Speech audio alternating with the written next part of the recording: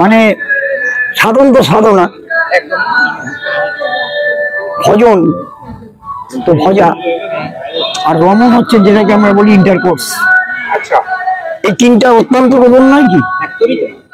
হ্যাঁ, এটা কি কাউকে দেখানোর জন্য? হর হর মহাদেব। এরা সবাই অঘরী, কেউ কেউ নাগা সন্ন্যাসী। এখানে মেন স্নানটা হবে আগামীকাল 12 তারিখ। তো এই যে দেখতে পাচ্ছেন যে নীল ড্রাম দিয়ে জায়গাটা ঘিরে রাখা রয়েছে, এর মধ্যেই স্নানটা করতে হবে, এর উপরে যাওয়া যাবে না। অলরেডি আজ থেকেই বহু মানুষ এখানে স্নান করা শুরু করে দিয়েছে। এসেছি যেটা বিভিন্ন দেশের বিভিন্ন জায়গা থেকে যারা নাগা সন্ন্যাসীরা রয়েছেন তারা এসে উপস্থিত হয়েছেন। সো আমি চলে এসেছি এখন ত্রিবেণীতে, যেটা বঙ্গীয় কুম্ভ মেলা হচ্ছে এবছর। স্টার্ট হয়েছে 10 তারিখ থেকে, তো চলবে 13 তারিখ পর্যন্ত। 12 তারিখ মাঘী পূর্ণিমাতে শাহী স্নান আছে, এখানে 3-4টে ঘাট আছে। তো এখন এখানে আস্তে আস্তে সব লোকজন আসতে শুরু করেছে।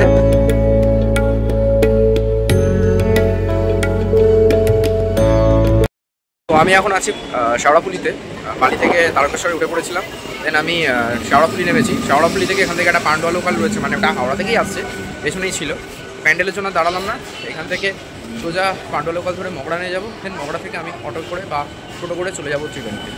আজকের ডেস্টিনেশন হচ্ছে বঙ্গীয় কুম্ভ মেলা। ত্রিবেণীতে যে কুম্ভ স্নানটি হচ্ছে সেটা মাঘ মাসের পূর্ণিমা দিনে হয়ে থাকে। তো আমি চতুর্দশীতে গেছিলাম, যাওয়ার রাস্তা আমার একটাই, ট্রেন পথ। ব্যান্ডেল থেকেও যাওয়া যায় অটো করে। আমি মগরা স্টেশন হয়ে গেছিলাম। ত্রিবেণীটা হচ্ছে কাটোয়া লাইনে, সেটা দিয়ে গেলে অনেকটা সময় লাগে, কেন ট্রেন গ্যাপে গ্যাপে। তাই মগরা থেকে নেমে ওখান থেকে আমি টোটো বা অটো পেয়ে যাই, যেটা ইজি টু অ্যাক্সেস। তারপর ওখান থেকে টোটো করে মিনিট 15 মতো লাগে, 20 টাকা ভাড়া নিল, একদম ত্রিবেণী ঘাটের সামনেই নামিয়ে দিল।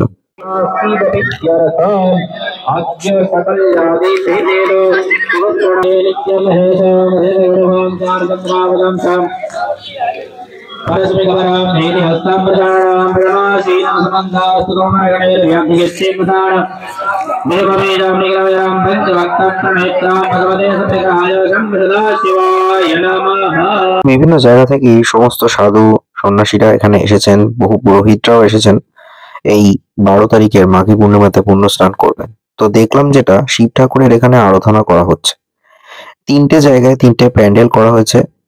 একটা এখানে, অর্থাৎ এই শিবপুর ঘাটে বা শিবপুর মাঠ যেটা রয়েছে, স্পোর্টিং মাঠ, সেখানে প্যান্ডেল করা হয়েছে। এবং এখানে আলাদা করে শিব ঠাকুরের মূর্তি আনা হয়েছে, শিব পার্বতী, এবং যজ্ঞ চলছে। এই যজ্ঞটা চলছে একাদশী তিথি থেকে, কন্টিনিউ যজ্ঞ চলছে। অলরেডি শিবলিঙ্গ, তাকেও পুষ্প দিয়ে সাজানো হয়েছে, আর এই প্রতিমাও এসেছে। তো এটা দেখলাম প্রায় 108 কেজির বেল কাঠ দিয়ে এই যজ্ঞটি চলছে অনবরত, তাতে আহুতি দেওয়া হচ্ছে। এরপর আমি আস্তে আস্তে করে এই শিবপুর মাঠ থেকে বেরিয়ে গঙ্গার ঘাটের দিকে গেলাম, যেখানে এই স্নানটি হবে।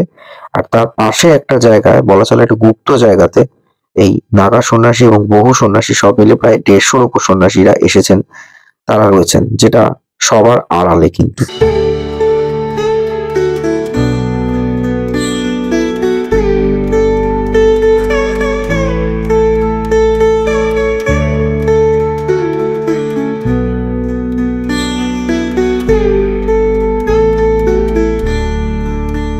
এটা অভয়ানন্দ গিরি মহারাজের একটা আশ্রম।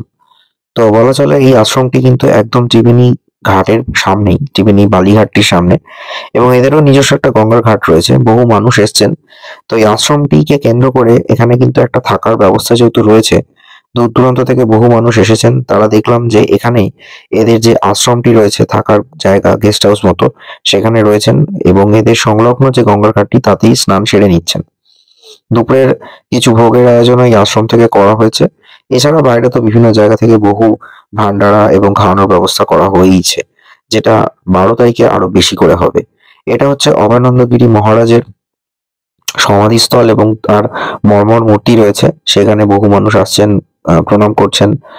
তো জায়গাটা নতুন, দেখলাম বেশ ভালো একটা জায়গা, সুন্দর জায়গা, যেটা ত্রিবেণীর গঙ্গার ঘাটের একদম সামনেই অবস্থিত। আর পেছনটাতে এদের একটা গঙ্গা স্থল রয়েছে, যেটা সরাসরি ঘাটের সাথে যুক্ত রয়েছে। সেখান থেকে সবাই স্নান করে ঘুরে বেড়াচ্ছেন। তো তো জায়গাটা বেশ ভালো, মানে এই এরিয়ার মধ্যেই একটাই জায়গা রয়েছে যেখানে দেখলাম বাইরে থেকে যারা আসছেন তারা থাকতে পারবেন। এটা হচ্ছে এই অভয়ানন্দ গিরি মহারাজের মর্মর মূর্তিটি।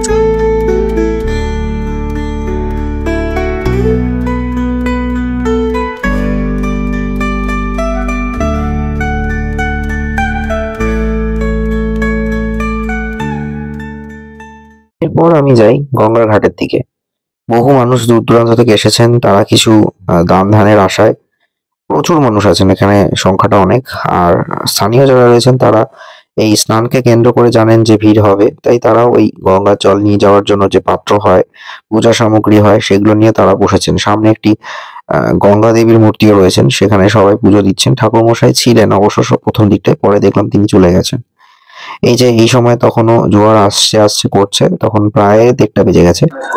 সো আমি এখন এসেছি এটা ত্রিবেণীর যে বালিঘাট, সেখানে এখানে মেন স্নানটা হবে আগামীকাল 12 তারিখ। তো এই যে দেখতে পাচ্ছেন যে নীল ড্রাম দিয়ে জায়গাটা ঘিরে রাখা রয়েছে, এর মধ্যেই স্নানটা করতে হবে, এর ওপরে যাওয়া যাবে না। অলরেডি আজ থেকেই বহু মানুষ এখানে স্নান করা শুরু করে দিয়েছে।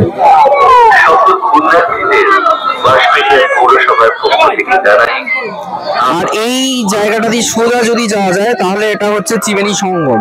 ত্রিবেণী সঙ্গমটা আমি যাচ্ছি দেখানোর জন্য। তো এখানে মানুষজন অলরেডি আজ থেকেই স্নান করা শুরু করে দিয়েছে।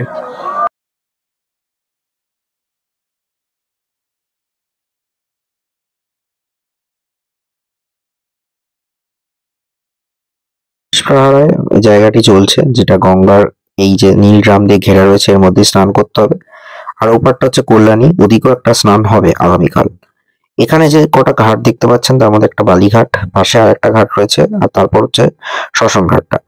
তো এই যে মাঝখানের যে ত্রিবেণী সঙ্গম ঘাট, সেটা আমি এখানে একটা সেন্ট্রাল ওয়াটার ডিপার্টমেন্টের একটা জায়গা ছিল, সেখান থেকে উঠে দেখছিলাম যে এই যে দেখতে পাচ্ছেন লঞ্চটা, এটাকে আজকে পুরো ফুল দিয়ে সাজানো হবে। সন্ধ্যেবেলায় ওই ত্রিবেণী সঙ্গম ঘাটে এটা নিয়ে যাওয়া হবে আরতি করার জন্য। 5টা থেকে আরতি হবে এবং প্রায় 12 জন মহিলা ঢাকি এসেছেন ঢাক বাজাবেন বলে। এরপর যেটা দেখছিলাম যে আরেকটু যদি আমি দূরে দেখতে পাই তাহলে দেখবেন যে একটা সবুজ দ্বীপ বলে একটা অংশ দেখা যাচ্ছে, জিরাটের মধ্যে পড়ে এইটা সবুজ দ্বীপ। এটা অনেক দূর। আর পাশে দেখবেন যে 3টে নদীর যে সঙ্গমস্থল, অর্থাৎ ভাগীরথী বা গঙ্গা, তার সাথে যমুনা, আর রয়েছে সরস্বতী। এখানে সরস্বতীকে দেখতে পাওয়া যাচ্ছে একটু কালচে রঙের, আর যমুনাটা ভাগ হয়ে বাংলাদেশের দিকে চলে গেছে। 3টে নদী সঙ্গমস্থল হলো ত্রিবেণী। ত্রিবেণী কেন না, এখানে এসে 3টে নদী যেহেতু মানে আলাদা আলাদা ভাবে বেরিয়ে যাচ্ছে, তাই এটাকে বলা হয় মুক্তবেণী। আর প্রয়াগের ক্ষেত্রে 3টে নদী এসে মিলিত হয়ে একটা নদীতে যায়, তাই সেটা হয় যুক্তবেণী। এখানে হয় মুক্তবেণী। এই হলো মেন ব্যাপার। এরপর আমি এই যে একটা জায়গা রয়েছে যেখানে বলছিলাম যে সাধু সন্ন্যাসীরা রয়েছেন, এটা একটা পরিত্যক্ত অংশ যেখানে সহজে কেউ বুঝতে পারবে না। আমি অনেককে জিজ্ঞেস করে এই জায়গাটা দিয়ে এলাম। এটা একটু দেখে মনে হবে যেন বহু পুরনো প্রাচীন কিছুটা কারখানা বা কিছুটা ছিল এখানে, যেটা এখন প্রায় ভগ্নপ্রায়। মানুষের প্রায় পদধূলি পড়েই না, বলতে গেলে কেউ একটা আসেও না, একেবারেই নির্জন একটা জায়গা। সেই জায়গাটা দিয়ে ভেতরে গিয়ে একটা ক্যাম্প মতো করেছে, সেখানে প্রচুর সাধু সন্ন্যাসীরা এসেছেন। প্রায় আমি অন্তত দেখলাম 150-র ওপর সাধু সন্ন্যাসীরা রয়েছেন এখানে। একেবারেই কিছু নেই, ভগ্নপ্রায় অবস্থা, গাছপালা একেবারে ভরে গেছে আগাছাতে। এই রাস্তাটা ধরেই আমাকে যেতে হয়েছিল সেই সাধু সন্ন্যাসীদের ক্যাম্পের দিকে। একটা জায়গায় এসেছি যেটা বিভিন্ন দেশের বিভিন্ন জায়গা থেকে যারা নাগা সন্ন্যাসীরা রয়েছেন তারা এসে উপস্থিত হয়েছেন, এবং তারা এখানে সব বিভিন্ন মানুষজনকে আশীর্বাদ করছে দেখলাম। তাদের যে একটা টিকা রয়েছে সেটা পরিয়ে দিচ্ছে, আর ওই যেটা জিনিসটা রয়েছে হাতে ময়ূরের পালক দিয়ে, সেটা দিয়ে দেখলাম আশীর্বাদ করছে। বহু দূর দূরান্ত থেকে এসছে অনেকেই, প্রায় বলতে গেলে সবাই প্রয়াগ থেকে অলরেডি রিটার্ন ফিরছে যখন কাশির দিকে, সেই সময় তারা এই জায়গাটা হয়ে ঘুরে ফিরছে। এখানে বহু নাগা সন্ন্যাসী যারা রয়েছেন তারা বা সন্ন্যাসিনী যারা রয়েছেন তারা রয়েছেন, দেশের বিভিন্ন জায়গা থেকে তারা এসেছেন, আশীর্বাদ করছেন। হর হর মহাদেব। এরা সবাই অঘরী, কেউ কেউ নাগা সন্ন্যাসী। এখানে 1298 সালে প্রথম কুম্ভ হয়েছিল। আচ্ছা, তারপর 703 বছর পর 2022 থেকে মোস্ট প্রবাবলি আবার শুরু হয়েছে, যেটা প্রত্যেক বছর হচ্ছে। আমার কাছে শুধু একটাই কোয়েশ্চেন হচ্ছে যে মানে কুম্ভটা অ্যাকচুয়ালি অরিজিনটা কি ছিল, যে চারটে জায়গায় যে সমুদ্র মন্থনের পর চারটে ফোঁটা পড়েছিল, এটাই তো বলা হয়েছিল। তাহলে সেটা তো ওইখানে হচ্ছে, তাহলে কখনো কখনো এটাও বলা হচ্ছে যে অরিজিনাল কুম্ভ নাকি বাংলাদেশ হয়েছিল। এই দুটো জায়গায় একটু কন্ট্রাডিক্টরি ব্যাপার হচ্ছে। প্রথম হচ্ছে আমি মানে আমি একদম মাইথোলজিক্যালি আমি আমি আমি বলে দিচ্ছি, আমি কোনো বিখ্যাত হিস্টোরিয়ান নয়, ঠিক আছে, সাধারণ একজন মানুষ, সনাতন ধর্মে বিশ্বাস করি। আর কুম্ভের যে যে অমৃত কনসেপ্ট, যে অমৃত যার জন্য এই চারটে জায়গায় কুম্ভ হয়েছে, এবং 144, এবং শুধু সেটা নয়, সমস্ত গ্রহ নক্ষত্রের যখন মিলন হয় সেই তিথিটাই হচ্ছে কুম্ভের তিথি হয়, এবং সেই তিথিতে সমস্ত সাধু মহাত্মারা ওখানে আসেন। সেই কনসেপ্টে ওটা অমৃত স্নান, ঠিক আছে, মহাস্নান। হ্যাঁ, এবার এইটা এখানে যে বিষয় সেটা কুম্ভটার কনসেপ্ট হচ্ছে যে সমস্ত সাধু মহাত্মারা ফেরার সময় এখানে আসেন। হ্যাঁ, সেটা বলা হয়েছে গঙ্গাসাগর যাওয়ার পর এক মাস পর এখানে যাচ্ছে, এটার কনসেপ্ট এটা, এই কনসেপ্ট। ওটার সাথে তো মানে এই কুম্ভের কোনো না না, আমি বললাম যে আমি ঐতিহাসিকবিদ নই, আমি ওই বিষয়ে বিতর্কে যাব না। এইটুকু বুঝি যে সমস্ত বিদ্বজ্জনরা আসেন, সাধু মহাত্মারা আসেন, এটা এই বিষয় নিয়ে সাধু মহাত্মা যেতে এখানে আসেন, এবং যেখানে বিদ্বজ্জন সাধু মহাত্মারা আসে সেখানে ইতিবাচক দিক, পজিটিভ ভাইব্রেশন তৈরি হয়, এবং সেটাকে আমি নিজে ফিল করেছি প্রয়াগে গিয়ে। 1998 সালে শেষবারের মতো কুম্ভ মেলা বা কুম্ভ স্নান এই পশ্চিমবাংলাতে হয়েছিল। তারপর কিন্তু বন্ধ হয়ে যায়। এরপর প্রায় 725 বছর পর, অর্থাৎ 2022 সালে নতুন করে কুম্ভ স্নান শুরু হয় পশ্চিমবাংলার এই ত্রিবেণীতে। তো কথা হচ্ছে যে এখানে কেন বন্ধ হলো বা এখানে কুম্ভ স্নান হতো কেন? তার কারণ হচ্ছে গঙ্গাসাগর মেলা যাওয়ার সময় বহু জায়গা থেকে বহু সন্ন্যাসীরা আসতেন এবং পশ্চিমবঙ্গের এই সাগরে, গঙ্গাসাগরে তারা স্নান করতেন 14 বা 15 তারিখ মকর সংক্রান্তিতে। এরপর বিষুব সংক্রান্তিতে তারা যখন ফিরে যেতেন তখন এই কুম্ভ হয়ে ফিরে যেতেন ত্রিবেণীতে। ত্রিবেণীর এই কুম্ভ স্নানটা সেরে ফিরতেন বলে, যেহেতু বহু মানুষের পদধূলি এসে মিলিত হয় এই ত্রিবেণীতে, তাই জায়গাটি আরো পবিত্র হয়ে ওঠে এবং এই স্নানটিকে বলা হয় কুম্ভ স্নান। এই কুম্ভ স্নানের সাথে কিন্তু প্রয়াগরাজ বা উজ্জয়িনী বা নাসিকে যে কুম্ভ মেলা হয় তার কিন্তু কোনো যোগ নেই। সেটার কনসেপ্ট সম্পূর্ণই আলাদা, যেখানে অমৃতর 4টে ফোঁটা পড়েছিল, আর এটা কিন্তু সম্পূর্ণই আলাদা। প্রয়াগরাজ গেছিলেন? হ্যাঁ, এবারে গেছিলেন? হ্যাঁ, মানে প্রথম স্নানে গেছিলেন? হ্যাঁ। আর এখানে 4 বছর হচ্ছে, 4 বছর আমি এলাম আজকে। না না, এখানে 2022 থেকে হচ্ছে। হ্যাঁ, আমি এলাম এই বছর প্রথম, আজকেই নেমেছি কুচবিহার থেকে। ওখান থেকে কুচবিহার এসেছিলাম সকালে, কুচবিহার থেকে সন্ধ্যাবেলায় ওই 6টার সময় 558 পদাতিক ধরে এসেছি। কত বছর এই সন্ন্যাসী? আমি 1988, 37 বছর। মানে এখন আর বাড়িতে থাকেন না? বাড়িতে তো বাবা মার ক্রিয়াকর্ম করে যে বেরিয়েছি।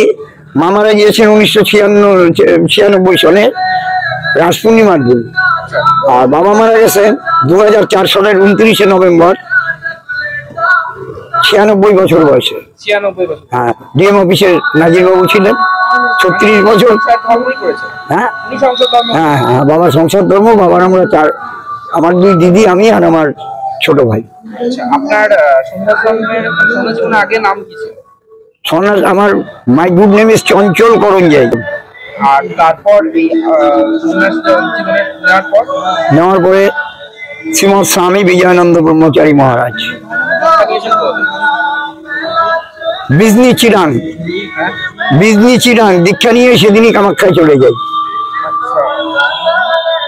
মানে আপনি কামাখ্যাতে শক্তি সাধনা করেছেন? আমার 2টো দীক্ষা। এটা শ্মশানকারী 26 বছর ছিলাম কুচবিহার ঘুঘুমারি মহাশ্মশান সত্তার সমিতিতে, আর কামাখ্যায় যাই আমি ওই 90 সাল থেকে। মানে ওখানে যাওয়ার পর থেকেই কামাখ্যায় যাই। এখন আমার পার্মানেন্ট ঠিকানা হচ্ছে কামাখ্যা জনিপীঠ। মানে সাধন তো সাধনা, ভজন তো ভজা, আর রমন হচ্ছে যেটাকে আমরা বলি ইন্টারকোর্স। আচ্ছা, এই 3টা অত্যন্ত প্রবল নয় কি? একদমই। হ্যাঁ, এটা কি কাউকে দেখানোর জন্য? না না না, হ্যাঁ বলুন। প্রথম স্নানটা আমরা গঙ্গাসাগরে ছিলাম, দ্বিতীয় স্নানটা আমরা পড়ে গিয়ে যে তারিখে মানে 1000-1500 লোক মারা গেল, ওই স্নানটা আমরা করতে পারিনি। আমাদের রথ, নিয়ম অবস্থা যেটা। হ্যাঁ ওটা আমাদের রথ ছিল, কিন্তু রথে আমরা ওই দিনকে যাই হোক কোনোভাবেই ভগবান হয়তো চেয়েছে ওই দিনকে আমাদের কোনো দুর্ভোগ ছিল, যার জন্য ওইটা অন্যদের উপর থেকে চলে গেল। তারপরে স্নানটা আমরা করে 2-3 দিন পরে আমরা এখানে চলে এসেছি। নির্জন স্থানে সাধু সন্ন্যাসীদের সাথে কথা বলে বেরিয়ে আসি মেলার মেন অংশতে। এখানে দেখলাম ভান্ডারা চলছে, বসেও খাওয়াচ্ছে কয়েকটা জায়গাতে। তো দেখলাম এখানে খিচুড়ি দিচ্ছে, কয়েকটা জায়গায় পুড়িয়ে দিচ্ছিল, সবই নিরামিষ। এখানে গঙ্গা দেবীর মূর্তি একদম গঙ্গার ঘাটের সংলগ্ন স্থানে। আর এটা হলো কুন্তী নদী, কুন্তী নদী যেটা সব থেকে ছোট একটা নদী। আর এরপর মেলা সেজে উঠেছে, কুম্ভ মেলা ত্রিবেণীতে। দেন আমি এদিক ওদিক কয়েকটা জায়গা ঘুরে তারপর ত্রিবেণী স্টেশনে চলে আসি 10 মিনিট হেঁটে। দেন সেখান থেকে ডাউন কাটোয়া লোকাল ধরে একদম সোজা বালিতে। এই ছিল আজকের মেলা বঙ্গীয় কুম্ভ।